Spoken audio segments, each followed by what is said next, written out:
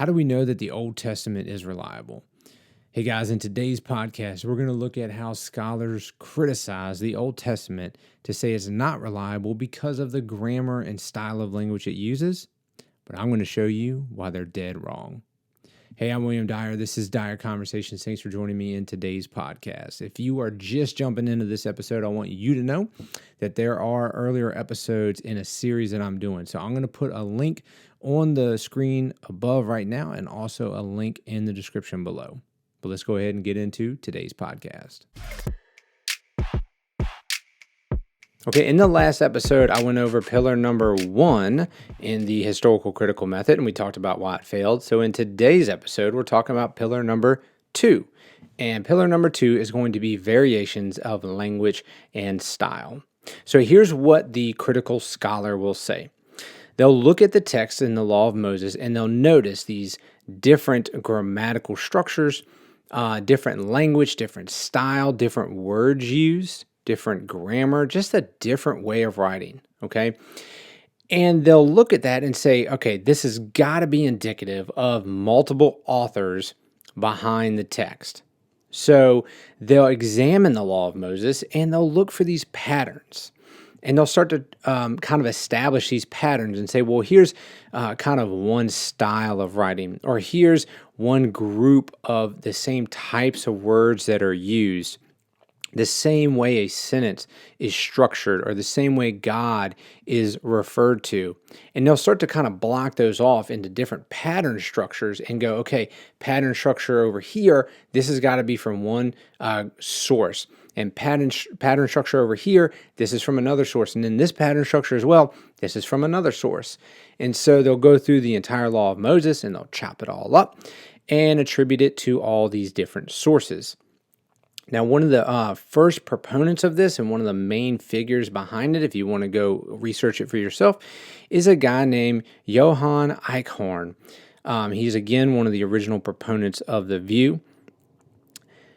But here's the problem with this view, is it has a bunch of arbitrary rules. What do I mean by this? Let's say you and I are both critical scholars and we're looking at the Law of Moses. And I start looking into it and I go, hey, look, I'm finding this pattern right here. And you might go, yeah, I don't think that's a pattern. I think this is a pattern instead. And I go, yeah, I don't agree. I don't think that's a pattern. Well, who's right or who's wrong? Well, it doesn't really matter, because in this camp of biblical scholarship, you'll just kind of go off and form your theory about, okay, well, here's the ones who I think are sources, and I'll go off and form my theory and go, here's my group of sources, and it's all good. It doesn't matter. And so the rules are arbitrary. There's no standard by which we're both working off of. And this is a problem. Okay, so let me give you a quote by a guy named Umberto Cassuto, and he is a rabbi and a Hebrew scholar. And again, I'll put the footnotes in the description below so that way you can go do your own research. But he says this: long and comprehensive list of words and grammatical forms peculiar to each of the main sources were drawn up. And he goes on kind of in this quote to critique the historical critical method a bit and kind of say, you guys are just compounding and compounding and adding, and the rules are just multiplying and multiplying ad infinitum, and there's no end to it because there's no standard. There's no rules. It's just a matter of, if you think there's a pattern, you kind of go run with that theory. And if I think there's a pattern over here, I go run with that theory, and we just keep throwing rules and rules and rules upon each other. But here's another problem with that. The other problem is when you get a person who goes, yeah, I don't think the way you're looking at the scriptures is correct. I don't think your rules actually work. And then they give evidence for why the rules don't work. Then the historical critical scholar will go, well, I just need to come up with more rules on why there's exceptions to my first rules. And as you see, if that's the case, then you're just going to, if I debunk those rules, now you're going to add more rules, and I'll debunk these rules, and you'll add more rules, and we never get to any conclusion. So that's one of the first problems with it. However, there's other major problems with this. Why is an author, any author, doesn't matter if it's a biblical author or not, why is any author restricted to only one style of writing? You see, that's an assumption that these critical scholars make, is they go, all right, listen, if we see different styles, different patterns of writing, there has to be multiple authors here. Well, my first question is why? Why? That doesn't pass the common sense test. I mean, in my experience, listen, not only do I do this podcast, but I'm in grad school right now, and I'm in grad school for philosophy, so I have to write some pretty hefty research papers. When I write a research paper, the style of language that I use, the way that I write is not the same way that I speak even on this podcast. These podcast episodes that I write is not the same way when I write a sermon to preach at church or when I write a Sunday school lesson to teach. And none of that is the same as when I go to teach middle schoolers about the Bible.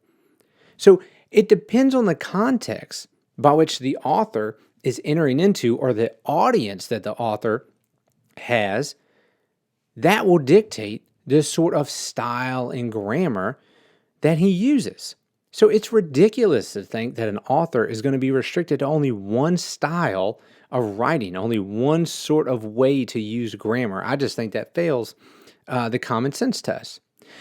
But here's a second thing to think about. The critical scholar might come back and go, well, Billy, you might have a point. However, these were letters that were written to one audience. And since they're written to that one audience and that audience is going to be the same, then they should have just used one style. Okay, fair thought. However, that fails for multiple reasons. Here's why. The original audience, Israel, was not a homogeneous group that is all the same.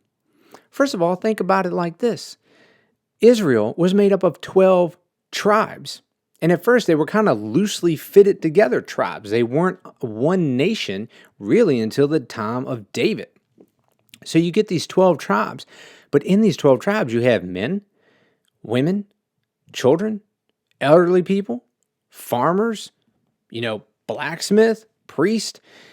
You have people from all walks of life, rich, poor, everything in between.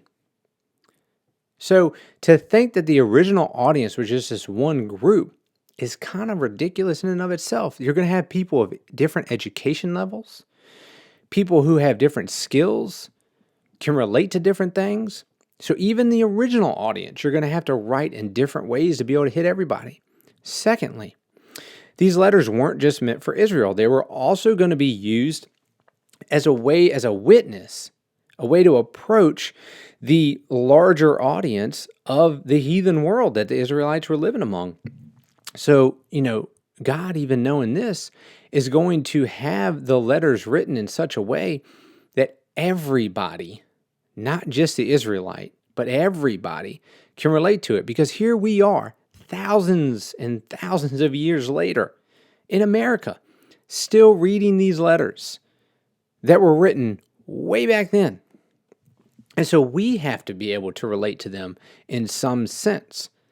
So again, we can't just restrict the original audience to just like one little collective group that all thought the same, spoke the same, had the same intellectual level, all that sort of stuff. No, it's just not the case. If we move past the common sense aspect of it and actually look at applying the principle to the text of Scripture, this fails the theological test. So I'm going to give you one example here. It's a little bit technical, but I'm going to put the words on the screen because, number one, I'm not really going to be the best at pronouncing it because I'm not a Hebrew scholar. But also, I want you to be able to see it so that way we don't lose you in the confusion of the words and all the different terms. So we're going to look at Genesis chapter 17 in relation to the way that the text talks about covenants. So here's the first phrase that's going to pop up on the bottom of your screen right now. That's the actual Hebrew phrase that's used, and it means that he established a covenant. However, there's another phrase that's used here in the same sort of passage and also throughout the rest of the law of Moses, and here's the phrase, and it means he cut a covenant. And so what the historical critical scholar will do is he'll look at these two different phrases, he established a covenant versus he cut a covenant, and they'll say, look, clearly that's two different ways to refer to a covenant. Therefore, these are different sources. They have to come from different cultures, different sources. But let's actually examine the text and see how these phrases are used. So Genesis chapter 17, verse 7 is God interacting with Abraham. Very famous passage, very important passage in regards to the Old Testament. And in verse 7, here's what the text says. This is God speaking. And I will establish my covenant between me and you and your offspring. So God's saying, I'm going to establish my covenant between you, Abraham, and your offspring after you throughout your generations for an everlasting covenant to be God to you and to your offspring after you. And so that's the first phrase that we gave you. However, right, so that's God promising that he's going to do this for Abraham and then also the descendants after him. However, if you go back to verse 4 in Genesis 17, you'll notice this. God says, behold, my covenant is with you. Presently, that is. And you shall be a father of a multitude of nations. So on one hand, we have God saying that he's going to establish a covenant with Abraham and his descendants.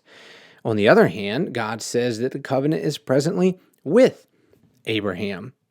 So again, the critical scholar will look at stuff like this and say, well, these are two different sources that are being pulled in together. So to take a shortcut, let me explain to you exactly what this means if you study it throughout the rest of the law of Moses.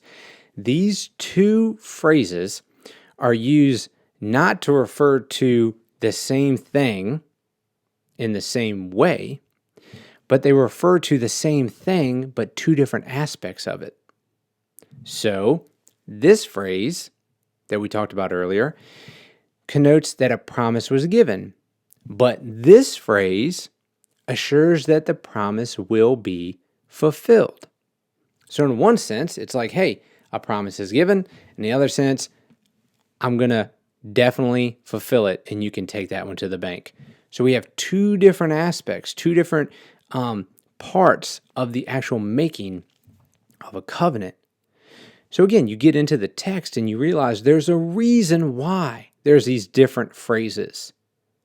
But the critical scholar, again, looks at that sort of thing, jumps to a conclusion and says there must be different sources, and often running they are with their theories. But it just falls under the weight of the evidence. Okay, guys, thanks for joining me on today's podcast. If you have any questions, comments, or you disagree with me, make sure to leave me a comment down below. Also, like this video and subscribe to my channel if you haven't already. And until next time, keep on examining the evidence.